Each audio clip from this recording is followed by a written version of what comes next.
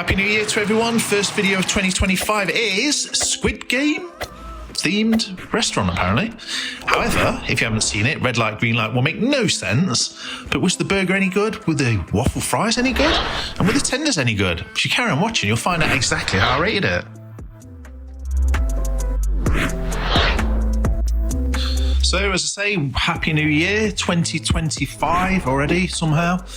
And I just thought, you know what? Let's just see if anything's new in the sense of Christmas is still kind of hanging on. So they've still got the festive theme to a lot of restaurants or takeaways. And then I suddenly saw this, Squid Game. And honestly, I haven't watched Squid Game until about a week ago. Literally, haven't seen Squid Game before ever. Obviously, you can see the very, very similar style after watching Squid Game to a certain YouTuber. So I guess that's where he got his ideas from, but I genuinely didn't know that until watching Squid Game. So as I'm looking through JustEat, I think it was, or Deliveroo, or one or the other, I saw Squid Game. I thought, okay, how are they doing, as it says there, Squid Game Korean fried chicken? How are they doing a Squid Game restaurant? You got to do a challenge to actually have the food? Well, obviously you don't. But as you can see there, green light. And as you can hear in the background, and credits for the sound effects to Netflix, you can see there, Squid Game. So they've taken the theme of Squid Game, obviously because it's done insanely well, and now we're on Squid Game 2, so I need to start watching that. And turned it into a pop-up kitchen. So it's not technically a full-on restaurant with signs and everything outside. It is a ghost kitchen or pop-up kitchen, whatever you call it. And they do, to be fair, quite a few different burgers. So if you have a look on their menu, you'll see obviously the red light and then the green light burger and other burgers. And waffle fries, which I thought, let's just have standard fries, but then, okay, they've got waffle fries. Let's try waffle fries just to see if they're any good. I'm not expecting any of this to be any good before I ordered it, but it's just a themed kitchen, promotion, marketing, etc. But they were actually pretty good. So a little bit like the first Mr. Beast burgers, they were pretty good at the start. These are pretty good. So I don't think this is a continuation. It's going to be a limited time only for this pop-up. But they were pretty good waffle fries. I mean, established restaurants aren't as close to those, as you see there. Tenders, chicken tenders, decent sized chicken.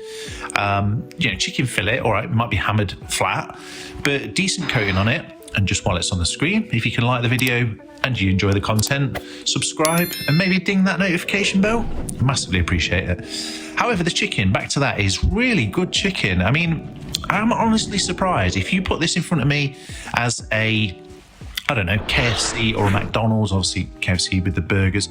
If you put that in front of me as a Popeyes, let's say, you probably wouldn't necessarily say straight away, okay, this is clearly not Popeyes. All right, the exploding batter they don't have, but it was decent chicken. A plain coating on the outside. They didn't put in the Korean, I think I had the glaze and the barbecue sauce. So that's the Korean glaze, I think, in the tub. And they didn't put an extra tub in, so okay, fair enough. But that probably would have been quite nice. And they've got many other sauces. Have a look on their website. But it was really good, like really deep, almost like a hoisin sort of side to it on the sauce. So the chicken tenders, all right, 3 tenders, little bit steep. I'm not saying they were cheap, but I suppose, for what you're getting, they weren't actually that bad. So I had like the mini game so that I could have a slice of cheese on the red light burger. That was the only difference of having that. You just couldn't do it in any other combination on JustEat and Deliveroo. In fact, Deliveroo don't have Squid Game, so it definitely was JustEat. So onto the burger, the red light burger, as it were. So a little bit spicier. And basically this is just a standard chicken fillet, as you can see there, red light burger. Tantalizing blend of honey and gochujang, probably said that completely wrong, gochujang sauce that brings heat, crowned with creamy mayo, crunchy slaw and fried chicken. The whole thing, if the bun hadn't been sort of soaked in the honey and gochujang sauce, again, apologies if I said that wrong, it'd be a really good burger. And again, this is, all right, it doesn't look like the advertised, but I'll give it a pass on this occasion because it was actually a pretty good burger for a pop-up kitchen. There's kitchens that are fully established, not just ghost kitchens that are doing far worse burgers than this. It was a good burger. Like, you know, for the limited time that's going to be there, I'd say definitely try one of the burgers. They're all very, very similar. They've just got different sort of spices to them. That's about it, really. And you can add cheese, at least on the JustEat app. Obviously, if you go in, I suppose you can't even go into the kitchen, so it'd be just through the JustEat app.